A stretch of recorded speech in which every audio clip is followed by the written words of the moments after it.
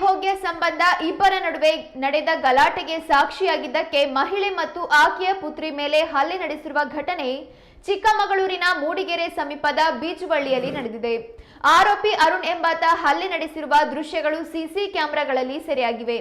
ಸಬೀನಾ ಎಂಬುವರು ಅರುಣ್ ತಾಯಿಯಿಂದ ಮನೆ ಭೋಗ್ಯಕ್ಕೆ ಪಡೆದಿದ್ರು. ಈ ಸಂಬಂಧ ಹಣದ ವಿಚಾರವಾಗಿ ಸಬೀನಾ ಮತ್ತು ಅರುಣ್ ನಡುವೆ ನಿತ್ಯವೂ ಗಲಾಟೆ ನಡೆಯುತ್ತಿತ್ತು. ಈ ಕುರಿತು ಪ್ರಕರಣ ಸಂಬಂಧ ಸಾಕ್ಷಿಯಾಗಿ ಬೇಬಿ ಮತ್ತು ಆಕೆಯ ಪುತ್ರಿ ಸಹಿ ಮಾಡಿದ್ರು. ಸಬೀನಾ ಅವರ ಮನೆ ಪಕ್ಕವೇ ಇವರು ವಾಸವಿದ್ದು ಮನೆಯ ಮುಂದೆ ನಿಂತಿದ್ದ ಯುವತಿಯನ್ನ ಎಳೆದು ಚರಂಡಿಗೆ ಹಾಕಿರುವ ಅರುಣ್ ಅಟ್ಟಾಡಿಸಿ ಹೊಡೆದಿದ್ದಾನೆ.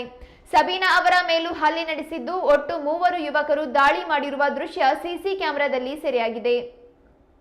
ಘಟನೆಯಲ್ಲಿ ಗಾಯಗೊಂಡ ಮಹಿಳೆಯರನ್ನ ಚಿಕ್ಕಮಗಳೂರಿನ ಮಲ್ಲೇಗೌಡ ಜಿಲ್ಲಾಸ್ಪತ್ರೆಗೆ ದಾಖಲಿಸಿ ಚಿಕಿತ್ಸೆ ನೀಡಲಾಗ್ತಾ ಇದೆ.